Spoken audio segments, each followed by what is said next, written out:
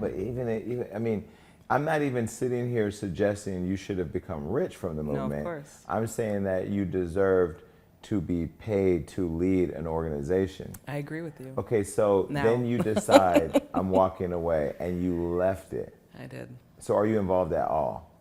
No, I mean, from 2021, May. It's 1 year, it's the anniversary. Yeah, I left and I'm not involved at all. I mean, the BLM 990s are going to be coming out in about a week and a half, and so I'm on the 990, so I'm talking to the team about it, but I'm not involved in the decision making. I'm not involved in the day to day. And you don't miss it? Do you miss it? No, I don't miss it. Are you proud of what you created? Yes, I'm very proud.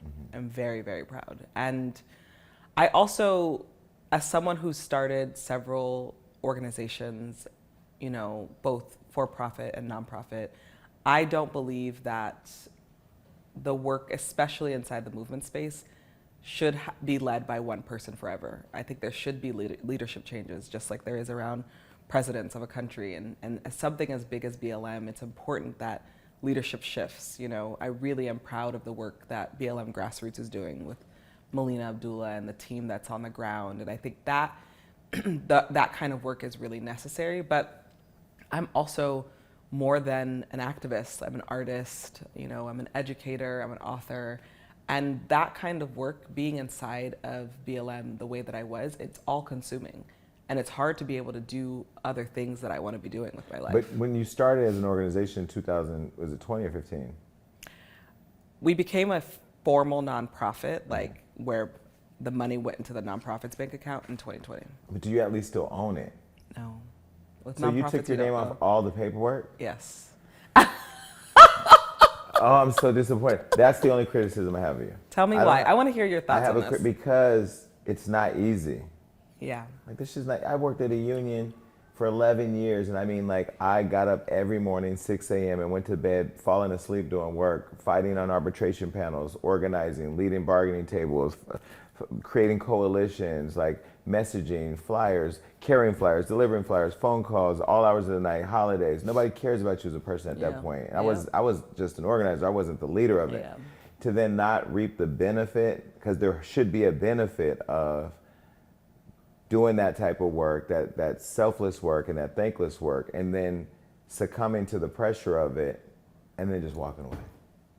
There's a documentary here and you should profit from that. I would be putting together a documentary on it because I'm sitting here not just interviewing you as a Black person who bought into the movement, believe in the movement, still believe in the movement, and believe in you. I'm sitting here as a person who just started a nonprofit, who's getting ready to go through it, who's going to raise a lot of money, and I'm going to make sure, I'm not going to take a salary from that because I'm putting a person in place, but there's work that organization is going to do that Hollywood Unlocked is going to be a part of, so there's going to have to be some support for the company. Here's the thing though, I hear you, and I think that's an important criticism, and it's not like it's something that I didn't sit with over and over again, should I really do this? But I think where BLM was at when I left, I was not in a place I was not fit mentally and emotionally to lead. And I think we've seen leaders stay in a place because they feel obligated to it and they're not fit to lead, and grave decisions get made. I was not well mentally. I was in a very, very, very, very bad place. And I think that it was a responsible decision to step away. Question could have been well, you could have took a sabbatical and came back. Gone to the board. But there was no board yet. Oh, so there was nowhere else to go? No.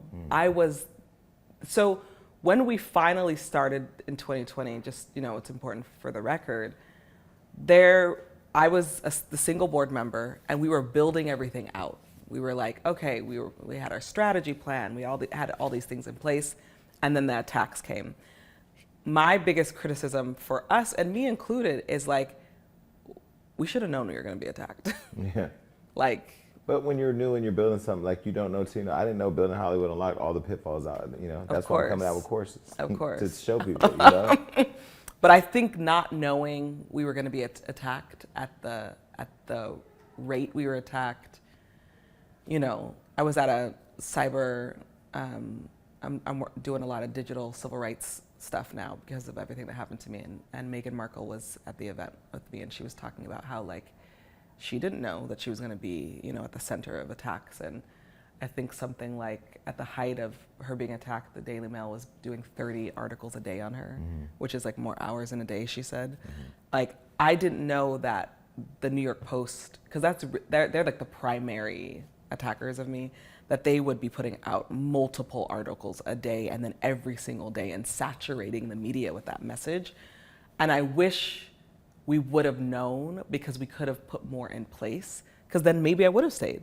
But there wasn't enough in place to make sure that my mental health and my physical safety, like, could withstand what happened. Is there a board there now? Yeah, there is. But you wouldn't go back if they invited you? No. No. So have you reconciled with everything that's happened? And, you know, I know you're an author, so for lack of better words, closed the book. Is that book closed, the Black Lives Matter book? Yes and no. I think it will be really closed, like, at the end of this year. Like, I think that chapter will be really closed. And I am thinking about doing a documentary. Yeah. No, you should do. I'm going to do a documentary, and I'm not going to donate the proceeds of that documentary, because that life was mine. Like, this experience is yours. The movement is ours, but the life that you were living, leading it, was yours. And That's you a deserve, word. yeah, you deserve to benefit from that. Well, listen, this has been amazing. I enjoyed it. I don't even know how much time we took, but I think we took enough time to talk about it all. So let's stay in touch, and when you, I want to do more. Good. You know, and then when you do the book, How the Black Lives Matter Movement Failed Me, or the documentary, I want to be there hosting the premiere party. I appreciate you. Thank you. Okay. Peace.